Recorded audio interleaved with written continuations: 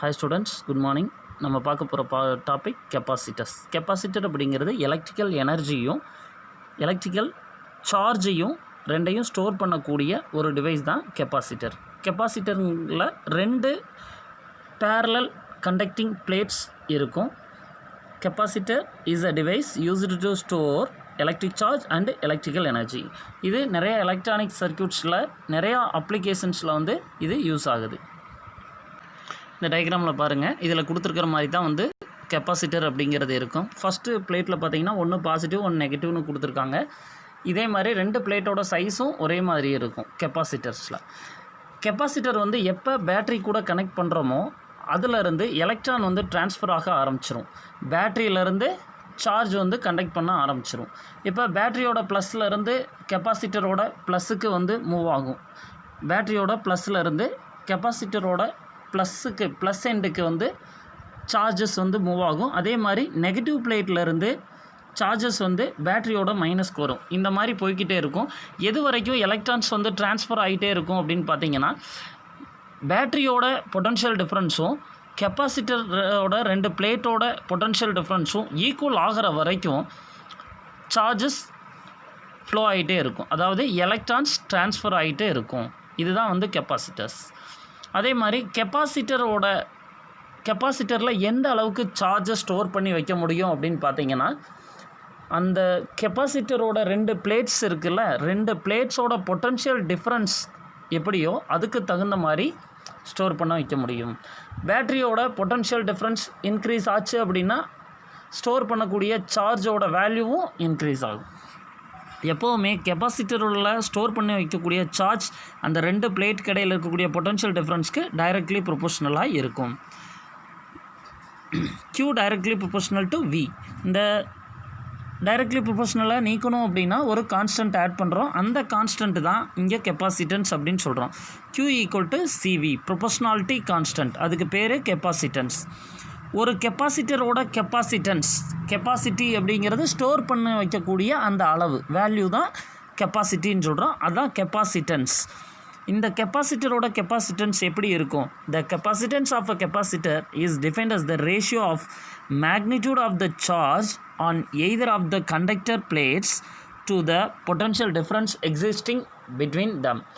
Q equal to CV, C equal to Q by V. இதோட unit farad அப்படின்னு சொல்கிறாங்க. இதோட யூனிட் ஃபார்முலாவை வச்சு சொல்லலாம். க்யூவோட யூனிட் கூலும், சார்ஜோட யூனிட் கூலும், பொட்டன்ஷியல் டிஃப்ரென்ஸோட யூனிட் வோல்ட். அப்போ கூலும் பர் வோல்ட் அப்படின்னு சொல்லலாம். அல்லது இதோட நடைமுறையில் இப்போ பயன்படுத்தக்கூடிய யூனிட் பார்த்தீங்க அப்படின்னா ஃபாரட் அப்படிங்கிற யூனிட் பயன்படுத்துகிறாங்க.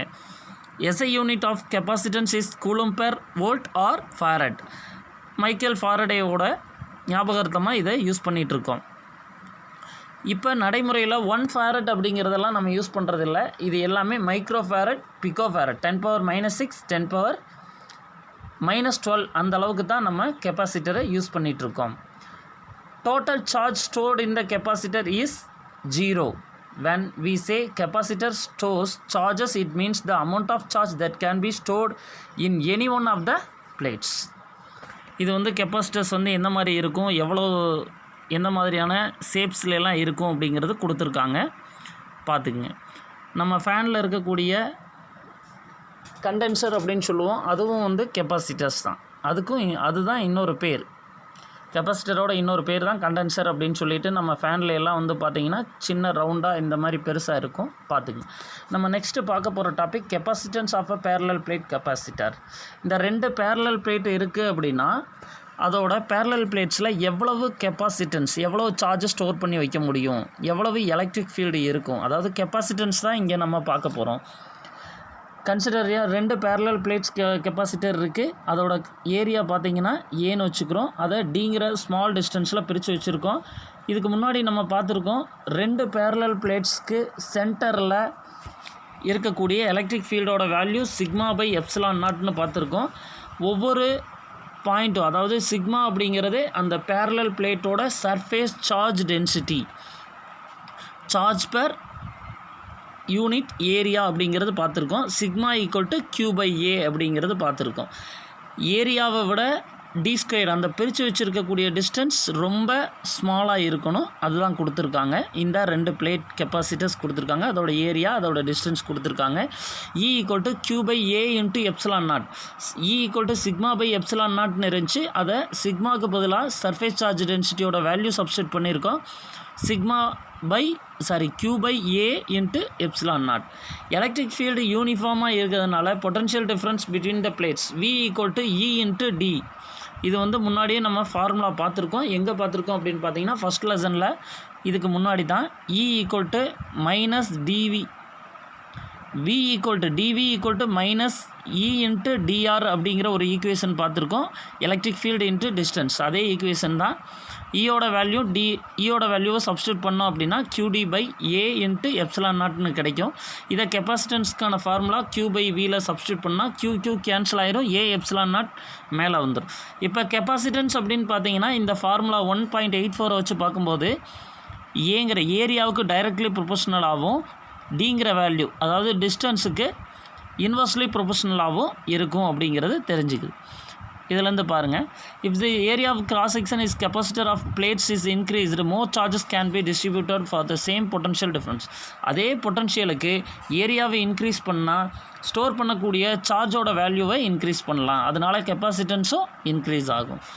டிஸ்டன்ஸை குறைக்கும் போது இப்போ C = ε0A/D, டிங்கிறது டினாமினேட்டரில் இருக்குது.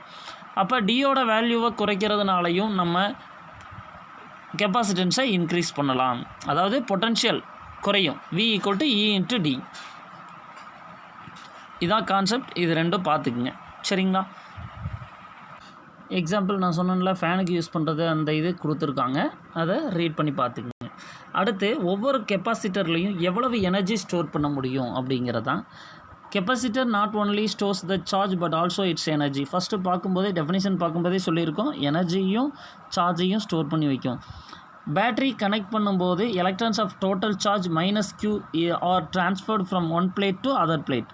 ஒரு பிளேட்லேருந்து இன்னொரு பிளேட்டுக்கு ட்ரான்ஸ்ஃபர் ஆகும். அந்த சார்ஜ் வந்து கண்டிப்பாக அது பேட்டரினால் மட்டும்தான் முடியும். ஒரு சார்ஜ் வந்து மூவ் ஆகுது அப்படின்னா கண்டிப்பாக எக்ஸ்டர்னல் ஒர்க் டன் இருக்கிறதுனால தான் கெப்பாசிட்டரில் மூவ் ஆகுது. இந்த ஒர்க் டன் தான் எலக்ட்ரோஸ்டாட்டிக் பொட்டன்ஷியல் எனர்ஜியாக அங்கே ஸ்டோர் ஆகிருக்கு. dW = அதாவது dQங்கிற அளவு இருக்கக்கூடிய ஸ்மால் சார்ஜை நம்ம மூவ் பண்ணணும் அப்படின்னா அங்கே ஸ்மால் ஒர்க் டன் போதும். W = V × Qன்னு நம்ம பார்த்துருக்கோம், அதே தான். dW = V × dQ. Vக்கு பொதுவாக Q/Cன்னு சப்ஸ்டியூட் பண்ணுறோம்.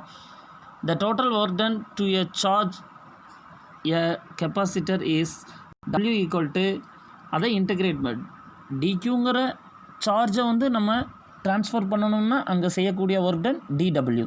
அதே Q அளவுக்கு நம்ம செய்யணும் அப்படின்னா அதை வந்து என்ன பண்ணுறோம், இன்டகிரேட் பண்ணுறோம். 0 to Q Q/C dQ. அதை வந்து இன்டகிரேஷன் ஃபார்முலாவில் சப்ஸ்டியூட் பண்ணால் Q²/Cன்னு வரும். Qக்கு பொதுவாக நம்ம CVன்னு சப்ஸ்டியூட் பண்ணோம்னா Q² அப்படிங்கும்போது C²V²ன்னு வரும். டினாமினேட்டரில் ஒரு C இருக்குது, அது கேன்சல் ஆகும்போது 1/2 CV² வரும். அப்போ இந்த ஒர்க் டன் தான் எதா சேவ் ஆகிருக்குன்னு சொல்லியாச்சு, பொட்டன்ஷியல் எனர்ஜியாக சேவ் ஆகிருக்கு அப்படின்னு சொல்லியாச்சு.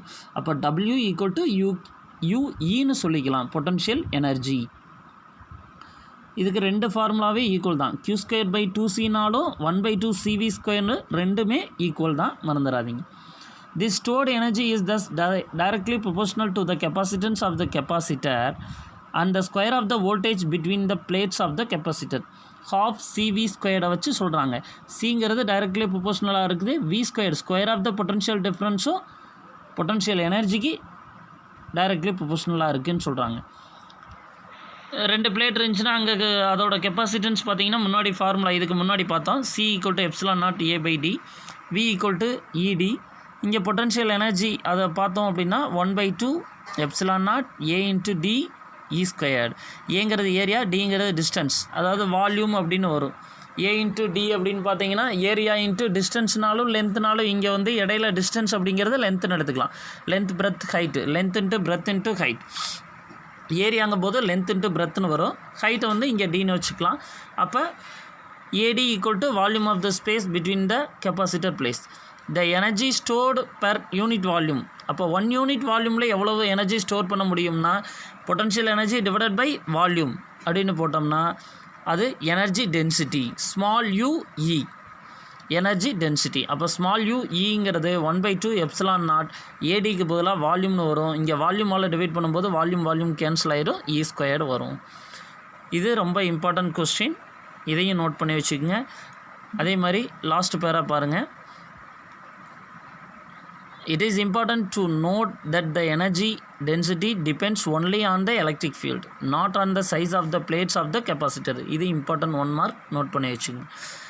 ஒரு எனர்ஜி டென்சிட்டி, ஒரு கெப்பாசிட்டரோட எனர்ஜி டென்சிட்டி எதை டிபெண்ட் பண்ணி இருக்குன்னா எலக்ட்ரிசிட்டியை டிபெண்ட் பண்ணி, எலக்ட்ரிக் ஃபீல்டை டிபெண்ட் பண்ணி இருக்கும். சைஸ் ஆஃப் த பிளேட்ஸை டிபெண்ட் பண்ணி இருக்காது. இதை அண்டர்லைன் பண்ணி வச்சுக்கோங்க.